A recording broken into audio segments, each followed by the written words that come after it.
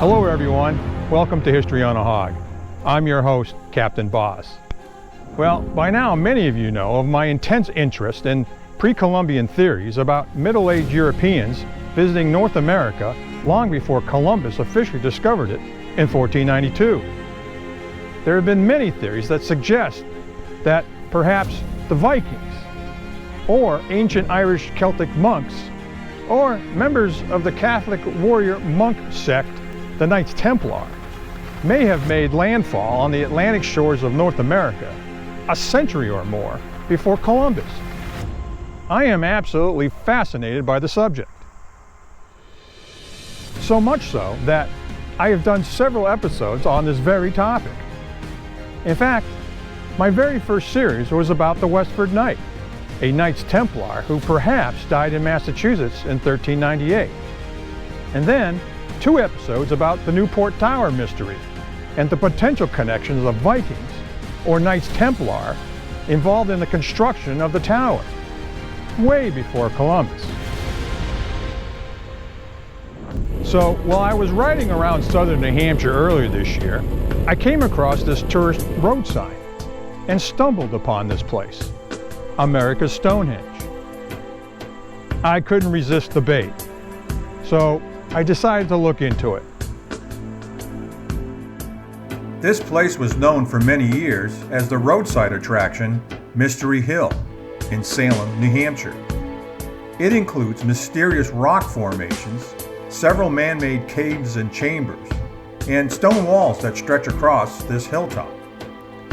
The site underwent a name change in 1982 when it was renamed America's Stonehenge, a term coined in a newspaper article in the early 1960s. The name change was an effort by some of the townspeople to the idea that this is somehow an ancient archaeological site worthy of your tourist dollars.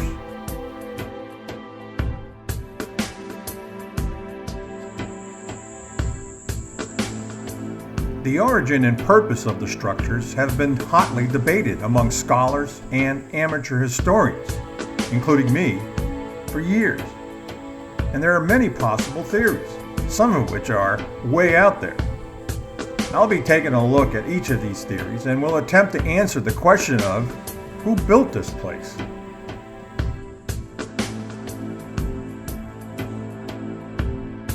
Like the Stonehenge in England, it is believed that America's Stonehenge is most likely the oldest man-made construction in the United States. It has the appearance of being built by a very sophisticated ancient peoples who had in-depth knowledge of astronomy and stone construction. It has been determined that the site is an accurate astronomical calendar.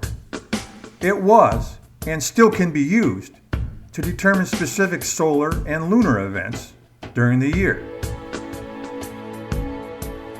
Here's Theory 1. Native Americans built it. Archaeologists' radiocarbon analysis of charcoal on the site shows that there were humans occupying the area at least 4,000 years ago. The remains of a Native American wigwam have been found here, and a replica can be seen next to the trail. 2 fire pits were also found nearby that date back to at least 2,000 years ago. A canoe dated to approximately 300 years ago can be seen in the museum. Various Native American tools and pottery have also been found on this site. Some of the evidence attests to the fact that Native American presence on Mystery Hill may have begun as far back as 7,000 years ago, and to as late as the early 1700s. The overwhelming evidence in studying the architecture of the stone structures, analyzing the written carvings on the stones, evaluating the quarrying methods for the stone slabs, all adds up to the compelling argument that support the theory that the Native Americans built this site. However, this evidence alone does not prove that the Native Americans were the builders of the stone structures. This place may have been constructed by an entirely different cultural group altogether. Therefore, you must turn to other potential theories of who could have possibly built it. So let's explore some of these theories. Okay, here's theory number 2. Are you ready for this one? It was built by the Phoenicians. Yes, you heard me right. The ancient Phoenicians, that early Mediterranean culture that predated the ancient Greeks and Romans. The Phoenicians were an ancient Middle Eastern maritime civilization who reigned over the Mediterranean basin from about 1500 to 300 BC. It is well known that the early Phoenicians were remarkable sailors who possessed a massive sailing fleet. Through their maritime prowess, they extended their cultural and military influence through trade and colonization throughout the Mediterranean basin, beginning the year 800 BC. They were also the culture that founded the North African city-state of Carthage around 400 BC, the same Carthage that would later challenge the might of Rome during the Punic Wars. Fueling the speculation that Phoenicians could have constructed American Stonehenge were the supposed discovery of several various Phoenician inscriptions carved into several stones throughout the site. Dr. Barry Fell, a Harvard professor of marine biology and a self-professed linguist, argued that, based upon his translations of various writings found at the site, it was built by ancient peoples from around the Mediterranean Sea, most likely the ancient Phoenicians, between 800 and 400 BC. But sailing all the way to North America 2,300 years before Columbus did it? I don't think so. This theory has been thoroughly debunked. Most mainstream archaeologists say there is absolutely no physical proof of this possibility. They claim that Fell was practicing what they term as pseudo-archaeology or junk archaeology. And I agree. This theory, although extremely interesting, it's out. Here's theory 3. It was early Irish monks.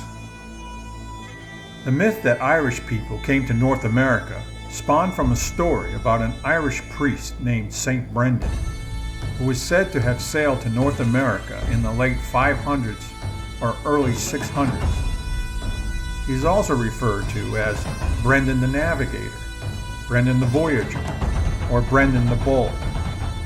He is mainly known for his legendary voyage, with either 14 or 16 monks in search for the Garden of Eden. According to the myth, after traveling for 7 years, the wanderers finally arrive at the Garden of Eden and the promised land for saints. They are welcomed by the inhabitants and allowed to enter, briefly. Awed by what they had seen, they returned to Ireland rejoicing. There have been many interpretations of the possible geographical location of the Promised Land. Various pre-Columbian sea charts show it everywhere from the southern part of Ireland to the Canary Islands. Other charts show this island further west, off the coast of Greenland or North America. Based upon these dubious ancient sea charts, an American amateur archaeologist researching the America's Stonehenge at the beginning of the 20th century stated he believed it was St. Brendan's party that built the stone dwellings. William Goodwin, who was an insurance executive, bought the property in 1930s, and he believed that the stone structures were built by St. Brendan and Irish monks 900 years before Columbus. It was because of the St. Brendan myth that Goodwin and other pseudo-archaeologists believed that the site was built by these Irish monks. He held such a strong belief that he saw fit to rearrange the many stones to fit his theory, and then write a book to support his theory. So it was Goodwin who was responsible for the current layout of the stones, stone dwellings, and caves that are located here. However, although the myth of St. Brendan's voyage to North America fueled Goodwin's theory, There is absolutely no, and I repeat, no, archaeological evidence that Celtic monks ever made it to North America. So, in my mind, this theory is definitely ruled out. Theory number 4. It was built by the Vikings around 1000 AD. Over the course of several centuries, the Vikings did establish colonies on Iceland, Greenland, and Newfoundland, long before Columbus's discoveries. The Vikings were here in North America 500 years before Columbus. That is a scientific and archaeological fact.